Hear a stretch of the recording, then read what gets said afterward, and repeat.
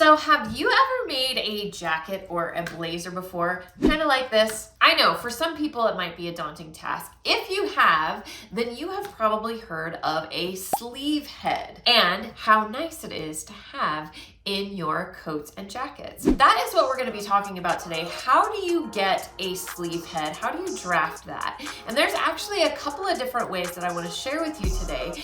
And they're really super easy and it makes a huge difference. So today for Tricky Thursday, we are talking about sleeve heads.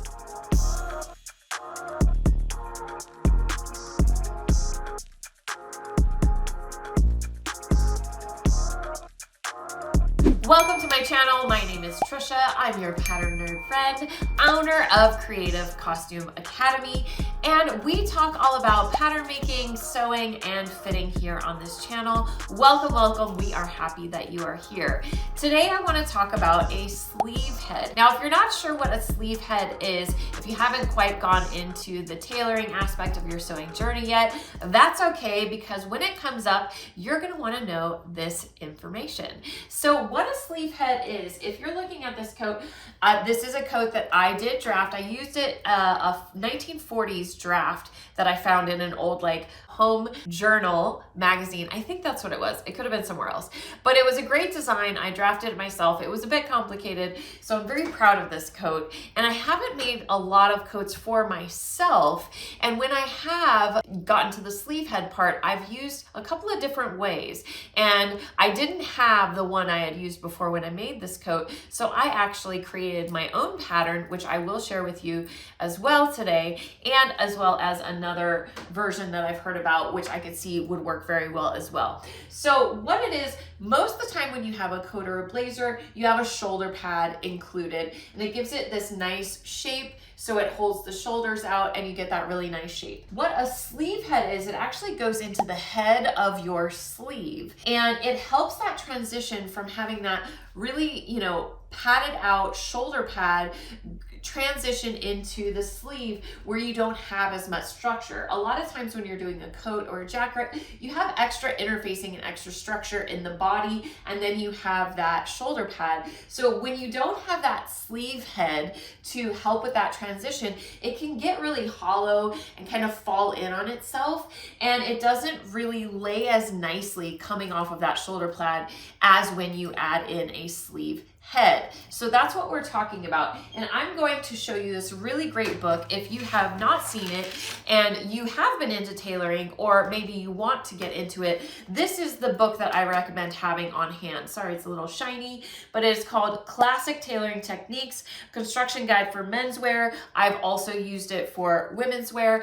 They do have a specific women's wear version of this, which I also have. That's also a great book. It's by Roberta Cabrera and Patricia Flattery Myers. So this is an excellent book. I don't follow everything to a T, and it is very like a lot of hand sewing and a lot of that, but it is really nice, great tips in here, along with fitting tips and patterning stuff as well. So their sleeve head, you can see it, it goes on the inside of the sleeve. So we have our shoulder pad here, and then it goes on the inside of our sleeve here, and it just gives a little bit of an extra barrier between the sleeve fabric and coming off of that shoulder pad, and it makes it look really nice. So they actually say that the sleeve head is a strip of cotton wadding, so cotton batting rather, and covered with muslin cut on the bias. The muslin is usually cut on the bias.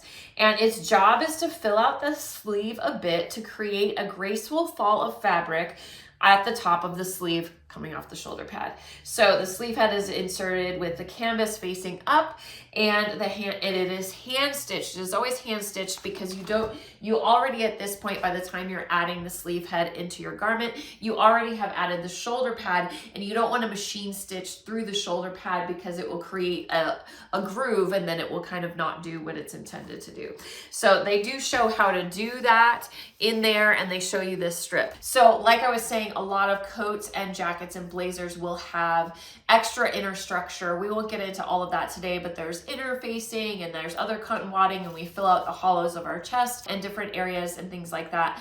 You can actually, at certain places, certain fabric stores that are specialized to give you materials and things for jackets and suiting, like Be Black and Sons is one. And that's the only one that's coming to my brain right now, but they will have jacket fronts so that you can buy these inner lining, these interfacing pieces with the cotton wadding where it's supposed to be already intact.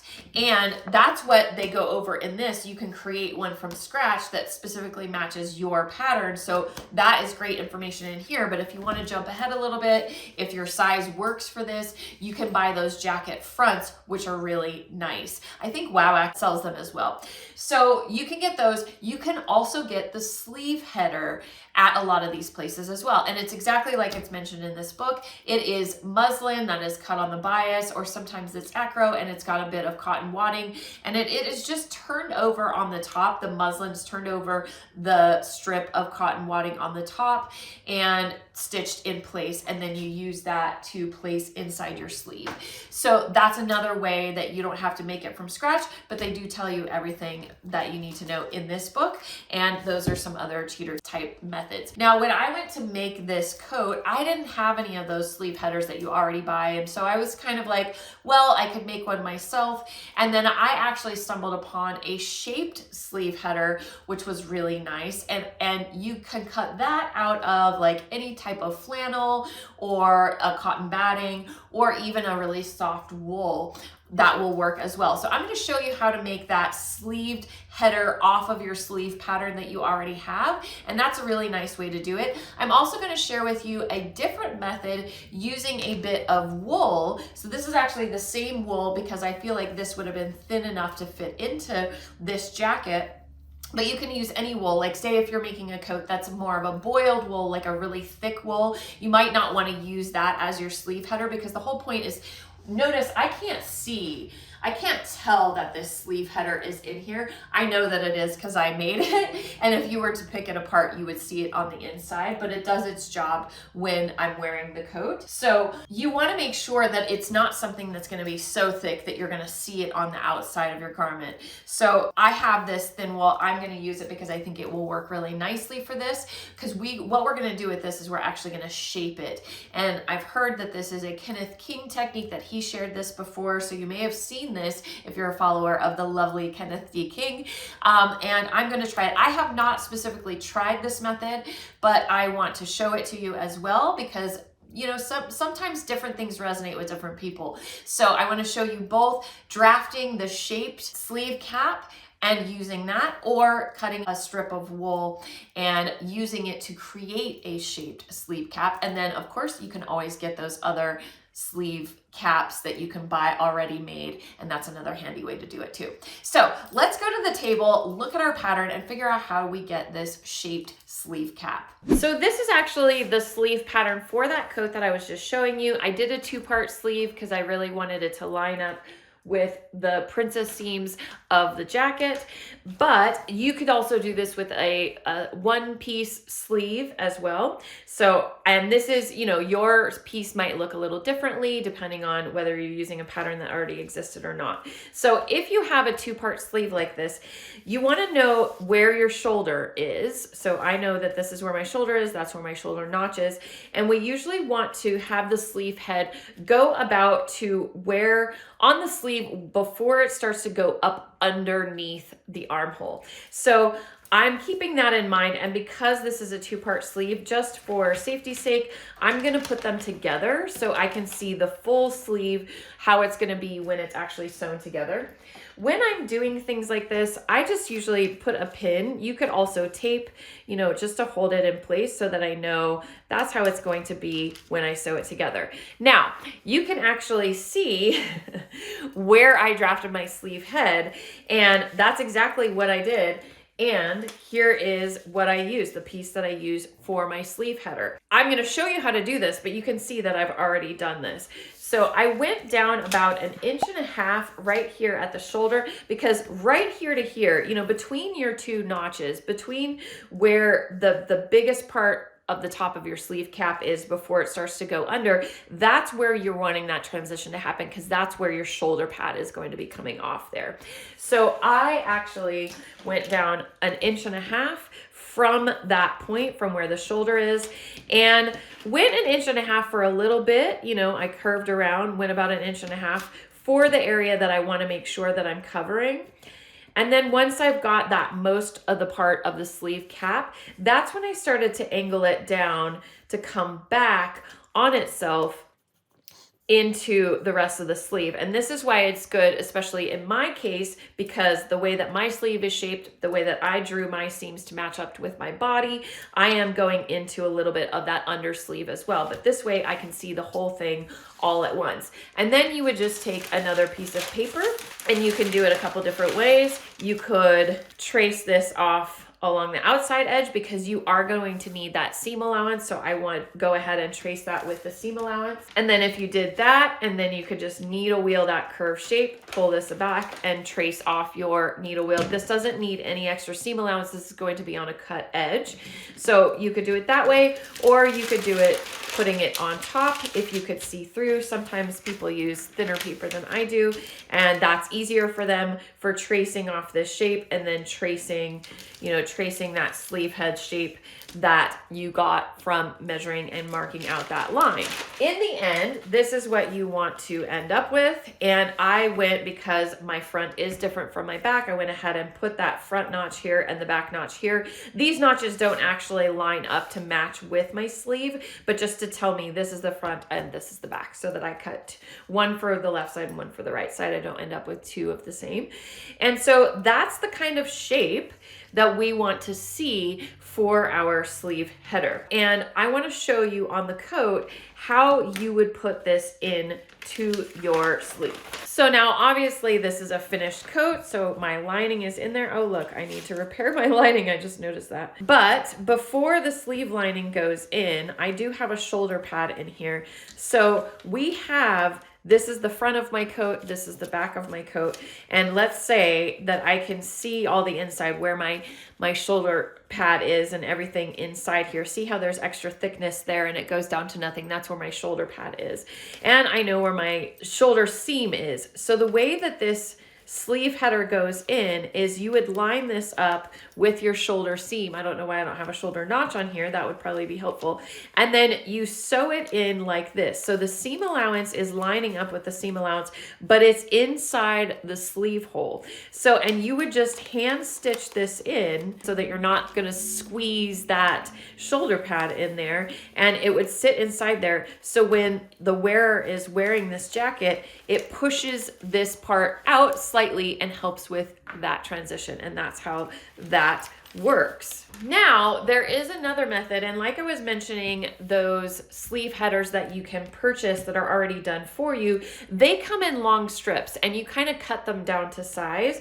We're going to do a similar thing like that with this piece of wool. So this piece of wool is about 11 inches by 3 inches, and I'm going to go over to the table and show you what I would do with it. I do this the same with the store-bought sleeve headers that I buy, but it's going to end up creating something similar to this shape, only we're starting with something straight to begin with. So let's go over to the ironing table and check out how this works. So with this method, we are going to start at the ironing board, and you can do the same thing with the store-bought, the ready-made for you sleeve heads as well, but you don't have to do this particular step. So what you want to do is you want to fold down 1 inch, because remember this is 3 inches wide, so about 1/3.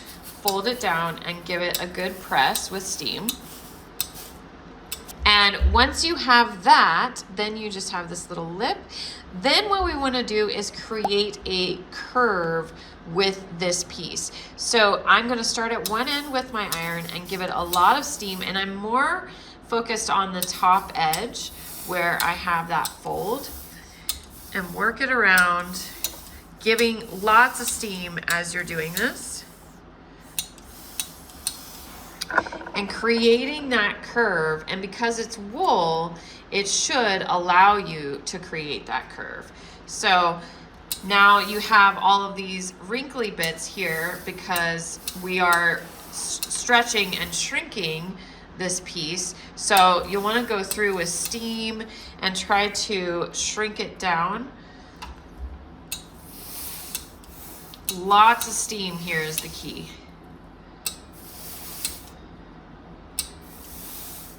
this particular wool, I wonder if it has any polyester in it. If it does, it's not going, you know, the more 100% wool you can get, the better, the easier this will get. But you're just working with the iron, steaming your sleeve head. Like I said, you can do this part with those sleeve heads that you can buy, because the muslin is cut on the bias and that batting kind of doesn't have a grain. It can do this. It may not do it as well as if you had 100% wool, but it will help and it will give it a really nice shape. So just giving it as much steam as you can, trying to work out these wrinkles.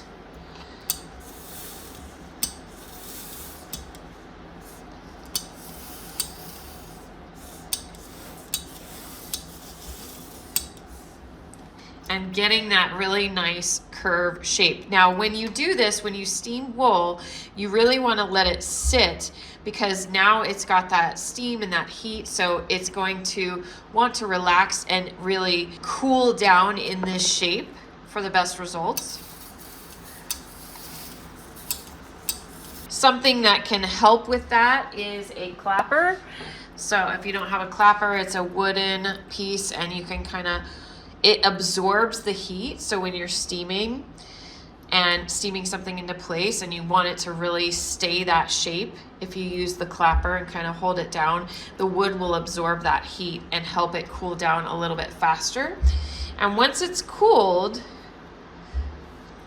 then you can be ready to add this to your sleeve, and it's already going to kind of take the shape of the sleeve that you're putting it into. Now, just like what I was showing you with the shaped sleeve head, you would do the same thing. This seam allowance would go in and match the seam allowance with your shoulder pad and your sleeve in there. This crease is where you want to be hand stitching it in, and this part, the fuller part, the wider part, is going to go in towards the sleeve. And so that's another great way to create a sleeve head. Very cool, right? One last thing I wanted to share about these homemade sleeve heads is that instead of having this blunt square edge at the ends, I like to round those curves just a little bit, so it will be a nice fluid and it almost disappears when you sew it into your jacket. So you've got some options, right? Hopefully, if you are getting into your coat or jacket making, you have one of these options close by, and whatever one makes the most sense to you. It really does make a big difference. I used to have pictures of with the sleeve cap and without, so you can really see the difference. I don't have any idea where those are right now. Maybe one day in the future I can show you the difference. It does create this really nice finished look on your coat. So it's worth doing, and it's really super easy, right? You are able to follow along. So hopefully this will help you if you get into tailoring and the next coat or jacket that you end up making. If you like this sort of thing and it helps you, please consider hitting that subscribe button and turning on those notifications so that you know when we drop another tip or trick for you. We try to do them every Thursday around here. And I also take suggestions. If you found this interesting, if you want to learn more about the shoulder pad and the shoulder pad shaping, we can go into that as well. Or that front, you know, the jacket front, we can talk about that too. There's so many fun things that we can learn in sewing and pattern making. So I really try to listen to what your needs are and help you with whatever it is you're working on. And if you are interested in learning more about pattern making in general, making your own patterns, and really learning how to fit a little bit better by understanding pattern making more, I hope you'll check out my free pattern masterclass, which is located in a link down below. It's completely free. You can try out my teaching style and see if it is for you, because I feel like everybody needs to have this superpower of pattern making. All right, that's all we have for you today. Thank you so much for watching, and we will see you next time.